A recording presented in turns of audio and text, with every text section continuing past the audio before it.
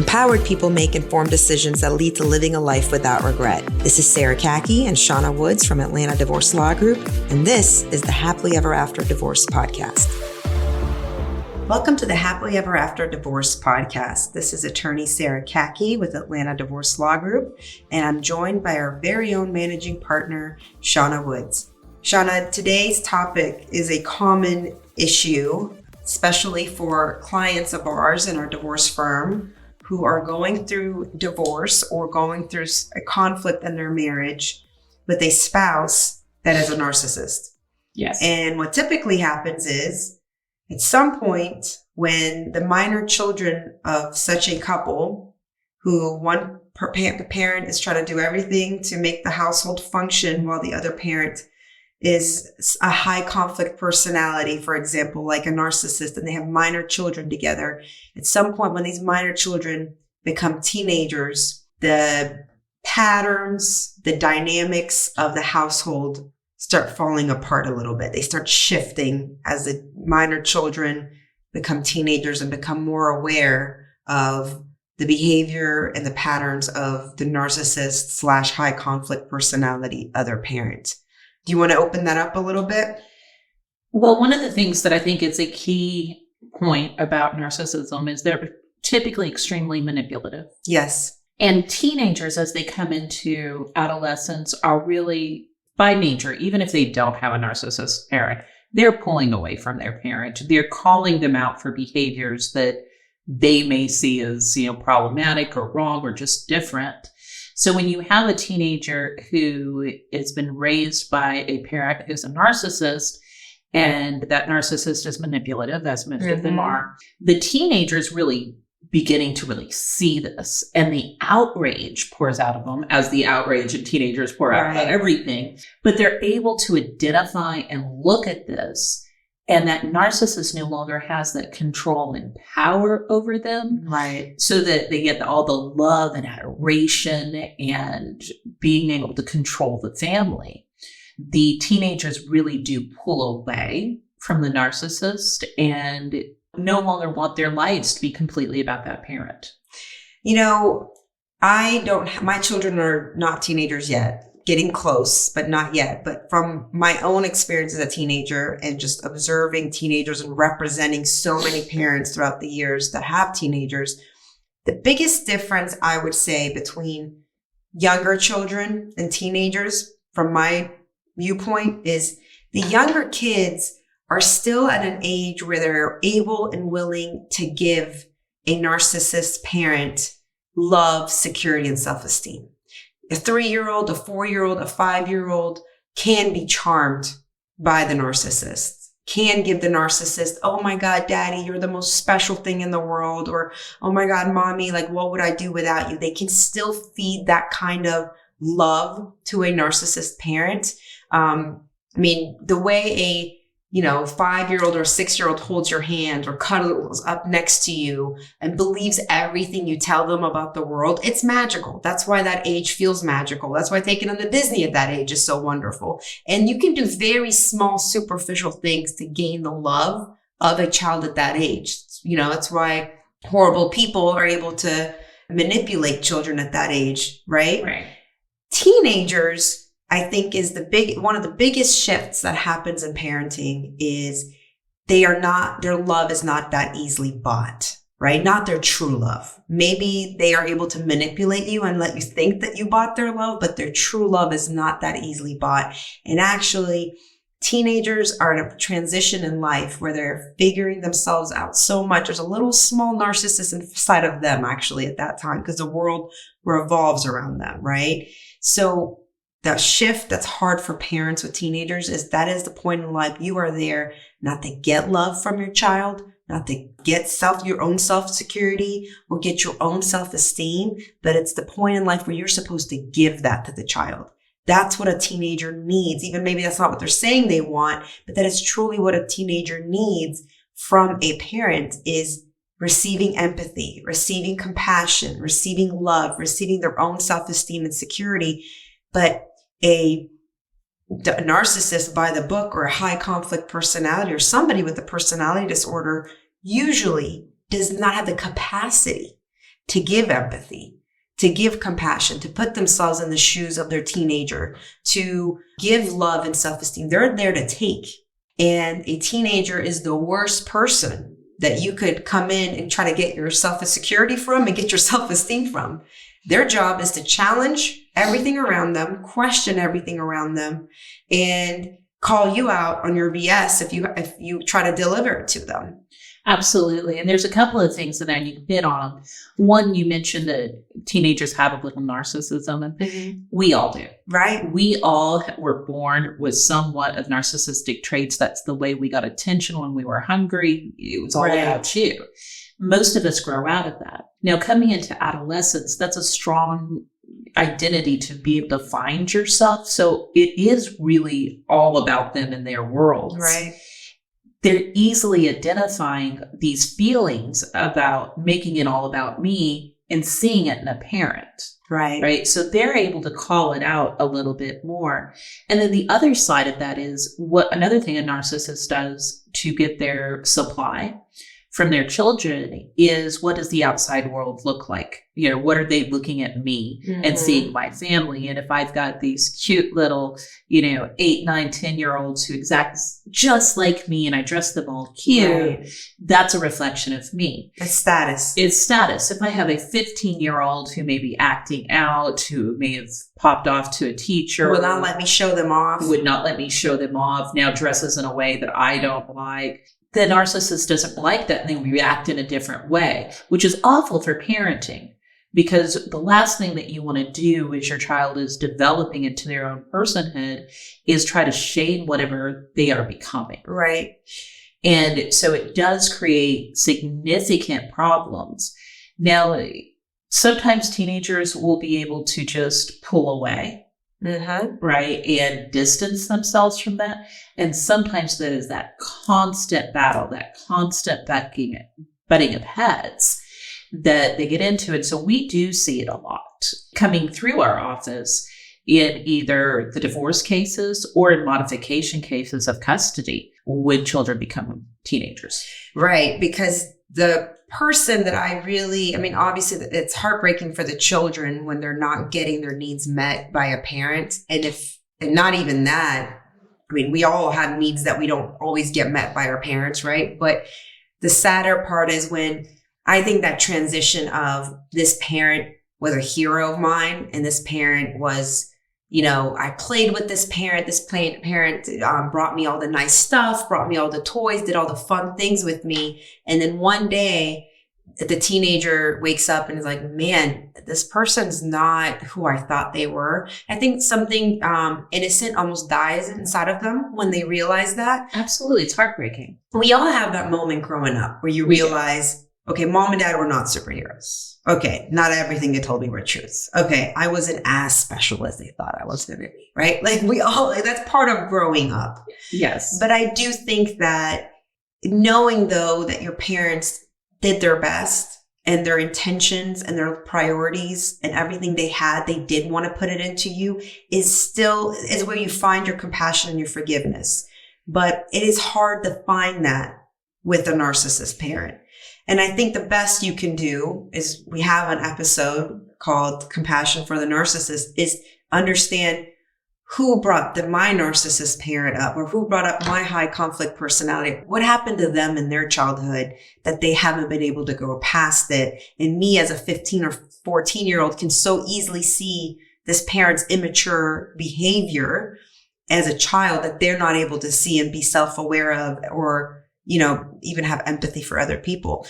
So I feel a lot for that child. The other person I feel a lot for here and have compassion for is usually the client we're representing, who has become stuck between a rock and a hard place. To co-parent. To co-parent with this. It's already so difficult to parent a teenager and to put all of your own ego, all your wishes, desires for what your child's life was going to be like and what kind of a relationship you were going to have with your child and your own self-identity as a parent. And it comes to a complete screeching halt when these teenagers are challenging you and questioning you and pushing you to your limits. It's a great growth opportunity, but it takes a lot of self-awareness to use it as a growth opportunity. On top of that, you are handling an adult teenager in the household, which is your narcissist spouse, and you're stuck between a rock and a hard place, what you were able to use as, okay, the dynamic was up until this point, let's say you're the wife in this situation, and you're saying, okay, you know what, up to this point, at least my children loved him. They were spending time with him, and he was the fun dad. He did all the fun things. Yes, I'm the one that had to clean up the mess. Yes, I'm the one that had to do the more laborsome stuff, but at least, the kids were having a good time with him, right? Now it is walking on eggshells, and what used to be my fights with him is now my teenager's fights with him. And now I have to, hold her and tend to her wounds. And if I'm thinking about divorce or thinking about staying, I have a teenager's feelings to consider too. Absolutely. And I have raised a teenager. Obviously, my daughter is now grown. And I distinctly remember the day she looked at me and said, I used to think you were a superhero. Wow. And how devastating it was that I was no longer that superhero status. But not being a narcissist and being able to kind of process those things, it was really important just to hold space and say, yeah, one of the biggest things that we can look at our parents and go, wow, you're human, right? And be okay with that. The narcissist doesn't want to be human. The narcissist wants to be a demigod. Yeah. And so for their child to recognize them as a human with human mistakes and vulnerabilities is huge. They have exposed the dirty laundry from inside the house. Yes. And that's a huge part. And I think what I really feel for in a lot of our co-parenting situations, just like what you said, is as parents, our job is to raise happy, healthy adults that are going to be productive into society, right? That is our primary job with our children. And to do so, when they become teenagers and they come into this pushing back and no wanting to listen to everything you say and challenging things they didn't challenge, it's tough for any parent. It's a hard transition because now you have this person in your home who you are supporting and parenting who is telling you you are but wrong. Just everything you're doing is wrong. So when that's confronted with a narcissist, the narcissist can't handle it. And sometimes it becomes physically abusive, or sometimes it becomes this mental, emotional abuse that they used to take out on their spouse. They're now taking out on their children, and being that co-parent who's like, how do I protect my child without being blamed for parental alienation or without being blamed for not allowing this to occur, right? That's a hard situation. So exactly what you're saying about protecting the child and not being blamed for alienation, how the narcissist will enroll the child. One thing we've both seen is when there's multiple children, how the narcissist will identify different roles for the different children. And usually the eldest one turns out to be the rebel, right? The eldest one that stands up to the narcissist is the first one to see it and might want to protect the other parent. I was just going to say it. The eldest usually is the protector. The protector wants to protect the other parent. And if there are younger siblings, the narcissist will typically turn the other siblings on that child. And now the house is a house divided. You have one parent and possibly the oldest child. That's typical. Could be one of the other children that is in one part of the house. You have the other part of the house where you have the narcissist and anybody they've enrolled into saying your mom or your dad or whatever, and your oldest sibling are crazy. That's the word they use. Crazy. They're crazy. They're crazy. We're the normal ones. And sometimes when you see it with the children, and I've seen this too, where they'll tell the parent who's not the narcissist, look, I'm just going along to get along. Right. Like, I get it, but I don't want to be in this. I don't want to be the abused one. Right. So I'm just going to be over here doing this. And sometimes that child will buy into it because who doesn't want to be told they're super, super special by their parent? But that rebel child also will, at some point, they will be fed up with the parent who has taken the narcissist abuse. Yes. And they will stand up to that parent and say, you want to take part of this? I'm not. Yeah. And how often do we see that when somebody was married for 15 years, somehow had a strategy of making it through living with this narcissist spouse, but what breaks the camel's back is the straw that breaks the camel's back is the teenager who is no longer charmed by the narcissist and saying, enough's enough. I'm not dealing with this anymore. You got to get out of here. And I've seen it both ways, where I've seen somebody come in, and I always ask people that when they say I'm staying together with the kids, I said, do you want your kids to have the relationship you have? Right. Full stop. Right. Because they will. They will most likely are going to emulate exactly the relationship you have. That wakes a lot of people up when they have teenagers, because they're like, they're seeing me. Mm-hmm. Everybody gets your 9-year-old sees you. Your teenager is judging you. They're looking at you like, is this really your life? Right? Is this where you're going to be? So sometimes that will wake up a spouse and say, no, I want out now. Right? I can't have them see this.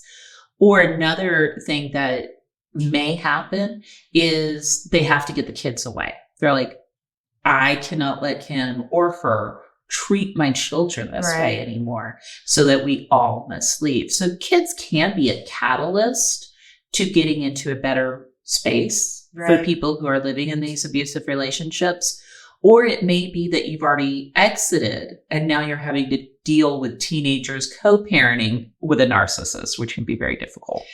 It's what's interesting with the whole concept of protecting the children from the narcissist, specifically with if you have a child that takes on the role of a rebel, is the rebel will not accept the narcissist saying you're to blame for this and that. Mm-hmm. So if the narcissist comes out after the rebel and tries to punish them, the child will not tolerate it, because the rebel is like, nope, I am not taking that from you. So it's the other parent who's usually blamed for the rebel rebelling against the narcissist parent. And that's when these parental alienation cases come up, where a high conflict personality disorder or narcissist type personality will come and say the parent who's protecting their child who rebelled against the narcissist caused parental alienation. You're the reason she hates me so much. You're the reason he won't talk to me. You're the reason he won't listen to me. That's a very common one. That is a very common theme that we do see. And parental alienation does happen, and I'm not discounting it. It just doesn't happen as often as most people are throwing it around. It became a buzz term, and then anytime your child didn't like you, that was grabbed onto, right? The other parent must be doing this, instead of being self-reflective and being like, what am I doing? And the truth of the matter is, sometimes we bond more with one child over the other. It doesn't mean we love them any less. It just happens we may have interests that they have, and we're bonded in that way. The narcissist will take and play that. Yes. Right. And turn that into a manipulation so that it's a bad thing and not a normal, natural thing that happens. So when I was thinking about this episode in our conversation, I was thinking of other teenager traits that really show up and turn everything on their head. The other one is the manipulative teenager. Yeah, we've talked about that in a separate episode, but especially when you have these households that are bigger than one child, you have 2 or 3 children in there. What we know from a lot of family dynamics is from your siblings do so much to shape who you are, because we tend to take on a different role than the one our sibling takes in the family. So usually somewhere along the line, the second or the third child may look and say, you know what? The rebel, is it really working out for him? Is it really working out for her the way she's rebelling against dad? She doesn't seem to be getting what she wants, but she's always fighting, or she's always in trouble. She looks pretty miserable to me. I'm going to try something different. Oh, okay. So dad, we're going to go along with that in our hypothesis, dad being the narcissist. Dad is easily manipulated when you tell him how much you love him, or when you spend some time with them, or you show some interest in something he cares about. Or if I just make him feel special, I wonder if I can get that new pair of Air Jordans from him. I wonder if I can get a car from him. Mm-hmm. I wonder what I could get. You know what? He'll probably tell me it's okay to go spend the night or go to that party when mom won't. So I think one child usually ends up watching and says, I'm not going to do the rebel thing. I'm going to, because who's easier to manipulate? A manipulative person. Manipulative people are actually easily manipulated.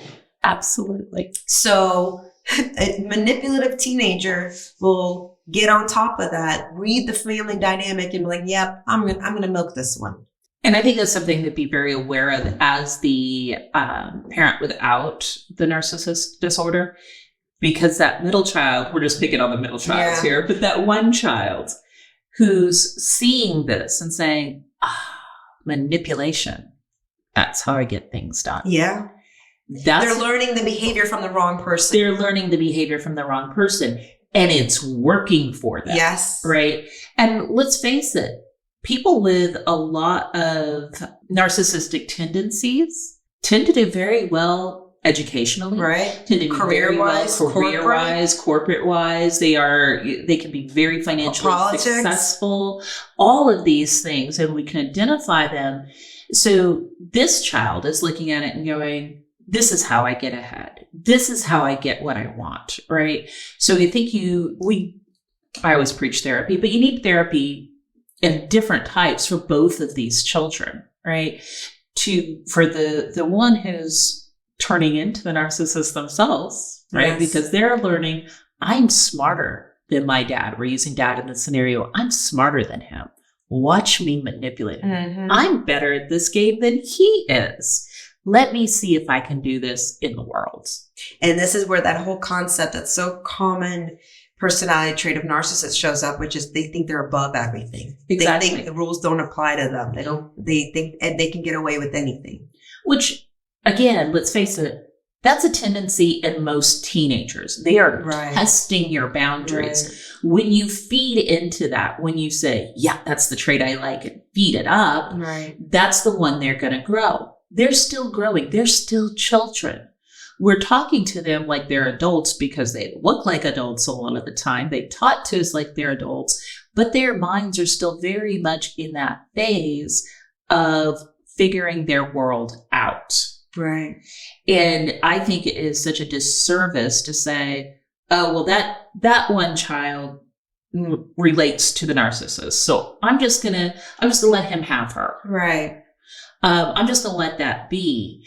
When the reality of the situation is you may be feeding into narcissistic tendencies that will develop into a personality disorder. So the other personality I was thinking of is the child that just disconnects completely. Oh, yeah. And that one is also really heartbreaking. Very worrying. It's very worrying. It usually shows up somewhere in school. This person has completely disengaged and they're doing it quietly. They are not thriving. They're not doing well, but they're going out into the dark. They're not rebelling, kicking and screaming and saying, like the first child that we described, they're not manipulating and getting results out of this dysfunctional power dynamic. This person just disconnects. Somewhere along the line, they have not found what their role is, what their part is, what their contribution to the household is, and have not gained the tools of speaking up for their needs or even figuring out their needs. And they just go into the dark. That one's really the one to watch out for. And by the time usually we see it develop when the parents bring it up to us, a therapist is hopefully involved, but that child's probably going through depression, might have turned into drugs, might have very early to help them cope. Or dissociative disorder. Or dissociative disorder. They're not even looking at it as dad's a narcissist, mom's the good one, or mom's a narcissist, dad's the good one. They're looking at it as this household is not safe. I'm not safe. I don't know how to talk about it. I don't have the tools to deal with it. I'm just shutting everybody off. Absolutely. And that is when they either are going to seek validation outside the home. Right. Or completely shut down, like you said, in a depression or with a dissociative disorder, not even be present, even though they're present. Right. Just completely out of the situation. Just, I'm going to pretend none of this is going on. I've got a fantasy in my head that I'm living. So I agree with you. You do really have to worry about all of them because they're going to have, as they grow up, all of these tools that will work for them and tools that won't work for them. I don't know how much more I can preach therapy for all of the people involved, but mostly for the children. I had one case in which it was just heartbreaking and I actually had to get out of it. This poor teenager ended up in long-term facility care because they couldn't handle the constant conflict of the divorced parents. and, one screaming parental alienation. They're both screaming narcissists. They get, it was a rough situation. This teenager was happier in a long-term care facility than she was in either one of these households. And it was just heartbreaking. Well, I think the biggest advice we can give to the parent who's co-parenting at any age is to know that if you have minor children and you're with a narcissist, just take this as what you need to prepare for when they're turning into teenagers. And if they are teenagers, watch yourself on how you're playing a part in these dynamics, because you can take these different roles that your children are playing in this function, and sometimes without being aware, we're using it to make things work for ourselves. I think sometimes when people aren't ready for divorce, they take a dysfunctional situation and the roles that people are playing in their dysfunctional situation, and they're using it as their survival skills. So I think it's important that the healthy one who is thinks through, what role are you playing for your teenagers who are coming to a massive realization in what the family dynamic's really about. Thanks for listening to the Happily Ever After Divorce podcast. If you'd like to learn more, go to atlantadivorcelawgroup.com/resources.